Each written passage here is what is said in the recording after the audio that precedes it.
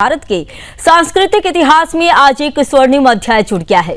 महाराष्ट्र के चासंठी गांव में श्री राम सृष्टि के पहले तीर्थस्थल की आधारशिला रखी गई। यह पुण्य कार्य सुदर्शन न्यूज के प्रधान संपादक और राष्ट्र निर्माण ट्रस्ट के अध्यक्ष धर्म योद्धा डॉक्टर सुरेश चौहान के जी के कर कमलों द्वारा विधि पूर्वक संपन्न हुआ। इस ऐतिहासिक कार्यक्रम में पूर्व विधायक स्नेहलता कोल्हे, कोठपेवाड़ी शुगर मिल की उपाध्यक्षा चैत्राली काले, ग्राम पंचायत पदाधिकारी, प्रशासनिक अधिकारी और सैकड़ों ग्रामवासी श्रद्धा और उत्साह के साथ उपस्थित रहे। पूरा वातावरण जय श्री राम के उद्घोष से गूंज उठा। समापन भाषण में डॉक्टर सुरेश चौहान ने स्पष्ट किया कि हम चासंठी को विश्व पटल पर श्री राम तीर्थ के रूप में प्रतिष्ठित करेंगे। यह श्री राम सृष्टि केवल एक तीर्थ स्थल नहीं बल्कि एक सांस्कृतिक क्रांति, एक आध्यात्मिक आंदोलन और ग्रामोत्थान का केंद्र बनेगी। उन्होंने कहा कि यह परियोजना न केवल श्रद्धा बल्कि शिक्षा, संस्कृति और स्वावलंबन का संगम होगी, जिससे राष्ट्र को अपनी जड़ों से जुड़ने की प्रेरणा मिलेगी। आपको बता दें कि चासंठी गांव की लोक कथा के अनुसार वनवास काल में भगवान श्री राम ने यहाँ एक चट्टान पर बाण मारकर जल की उत्पत्ति की थी, जिसे आज भी रामबाण नट्ठी के रूप में पूजा जाता है। यह स्थल गोदावरी नदी के किनारे स्थित है और भारतीय सांस्कृतिक धरोहर का अनमोल प्रतीक माना जाता है। यह आयोजन सिर्फ एक सरकारी योजना नहीं बल्कि जनता के हृदय से जुड़ा एक संकल्प है। चासंठी गांव ने आज यह सिद्ध कर दिया कि जब श्रद्धा और संकल्प एक हो तो राम राज्य का सपना साकार हो सकता है।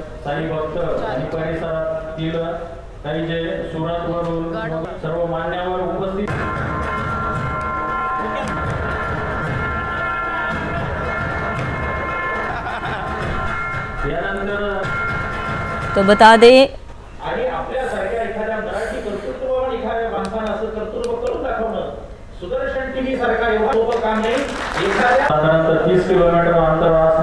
तो भारत के सांस्कृतिक इतिहास में आज एक स्वर्णिम अध्याय जुड़ा हुआ है।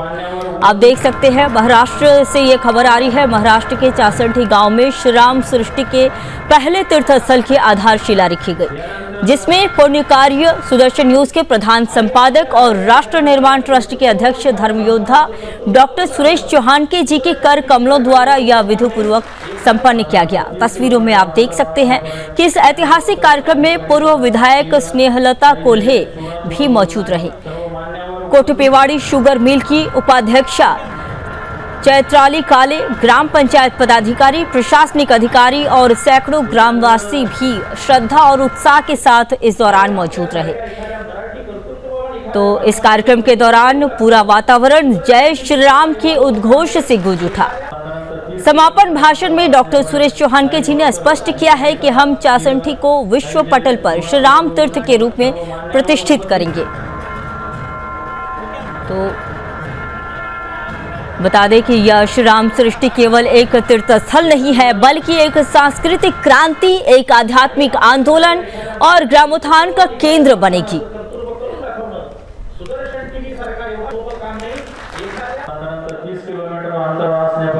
साई भक्त आणि परिसरातील काही जे सुरतवरून सर्व मान्यवर उपस्थित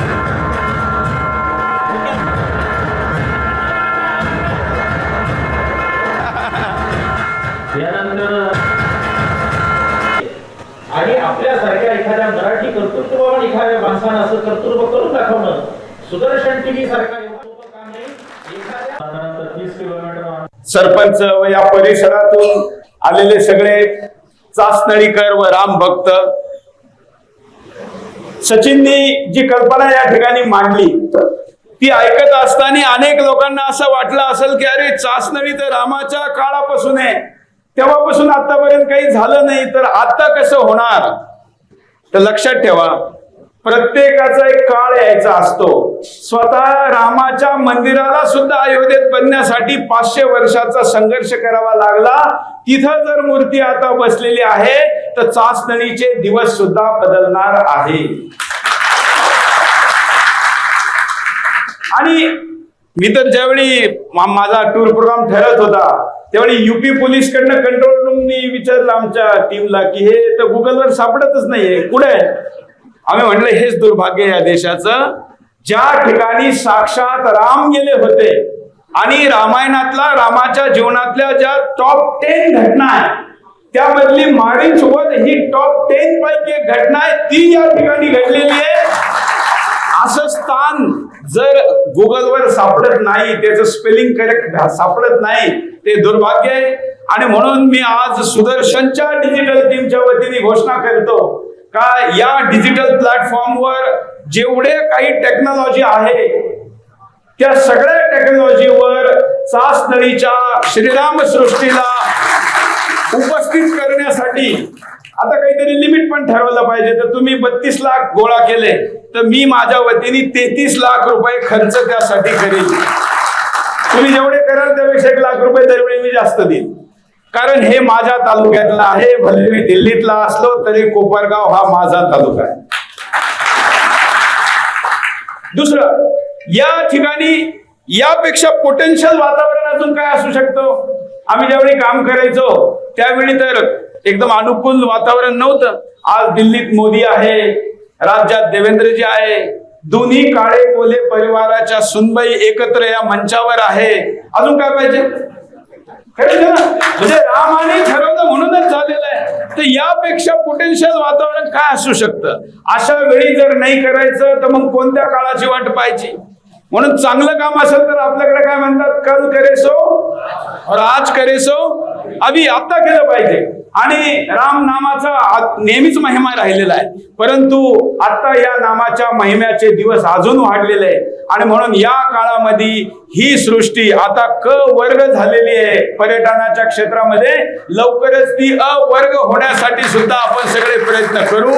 आणि या ठिकाणी लाखात नाही कोटीमध्ये पैशाची गरज आहे. जसं त्यांनी म्हटलं का या ठिकाणी आता पैसा लागणार आहे, कारण आता कलियुग आहे. या काळामध्ये पैशाशिवाय काही होत नाही. मग तुम्हाला सगळ्यांना वाटेल की सरकारने फक्त दिलं पाहिजे, असं नाहीये. सरकारने दिल्याने मग ते फक्त सरकारी होईल. हे सरकारी करायचंय का चासनळीवाल्यांचं करायचंय? कोणाचं करायचंय? हा, तुमचं झालं पाहिजे. राम तुमच्याकडे आले पाहिजे. सरकारने पॉझिटिव्हली तुम्हाला सपोर्ट करावा हे बरोबर आहे, परंतु काम तुमचं आहे. कारण होस्ट कोण आहे? तुम्ही आहे. यजमान कोण आहे? तुम्ही आहे. आणि म्हणून त्यात तुम्ही पुढाकार घ्या. त्याचा लॉंग टर्म पण बेनिफिट होईल. आज शिर्डीसह परिसराची इकॉनॉमी, अर्थशास्त्र हे कशावर चालतं? सगळं धार्मिक पर्यटनावर चालतं. अयोध्येमध्ये काही कोटी लोक येऊन गेले. आता कुंभमेळा काही जण आले असतील. कुंभमेळ्याला 65 कोटी लोक, जगातल्या अनेक देशांची मिळूनही ही संख्या होत नाही, एवढे लोक आली. आज केदारनाथ आणि चारधामची यात्रा थांबवावी लागली, लोकांना अनाऊन्स करावं लागलं तर आता येऊ नका, जागा नाही या ठिकाणी. हा भक्तिभाव जो वाढत चाललेला आहे, त्या काळातही जर चासनळीचा विकास होऊ शकतो.